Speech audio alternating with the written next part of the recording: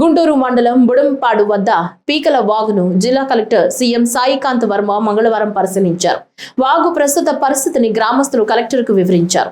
వాస్తవ ప్రవాహ మార్గాన్ని మార్చడంతో గుంటూరు పట్టణం వైపు నుంచి వర్షపు నీరు అధికంగా వచ్చినప్పుడు పంట పొలాల్లోకి మురుగునీరు ప్రవహిస్తోందని, దీంతో పంటలు చౌడు బారుతున్నాయని రైతులు ఆవేదన వ్యక్తం చేశారు. అలాగే మురుగునీటి ప్రవాహంలో ఆసుపత్రి వ్యర్థాలు, సిరంజీలు, సూదులు వంటి ప్రమాదకర వ్యర్థాలు కూడా వస్తున్నాయని వారు తెలిపారు.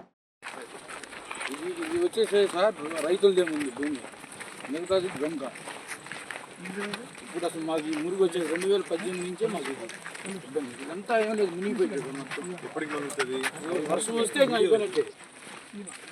ఇది యాక్చువల్గా ముందు ఎందుకు మునిగేది కాదు, ఇప్పుడు ఎందుకు మునుగుతుంది? ఇప్పుడు నాగలక్ష్మి వచ్చినప్పుడు మేము అడిగాం, ఏంటంటే మీరు ఇటు కట్టుకుంటున్నారు, మీరు అటుగా మలపా ఆమె చేద్దాము అంది, ట్రాన్స్ఫర్ అయిపోయింది. ఇంకా ఎలక్షన్ శశిధర్ గారు ఇచ్చారు 2 సార్లు.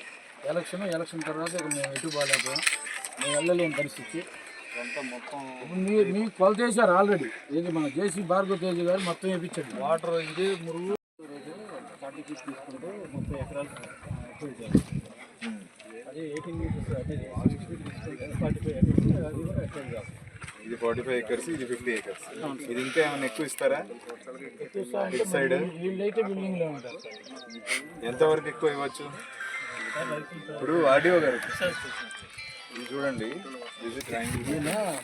ఇది మొత్తం ఎంత ఎక్స్టెంట్ వస్తుందో అదే రేపు వాళ్ళు ఇస్తా ఉన్నారు. లలిత మేడం కూడా ఇచ్చేస్తాను. ఇక్కడ బేసిక్ వాల్యూ ఎంత ఉంది?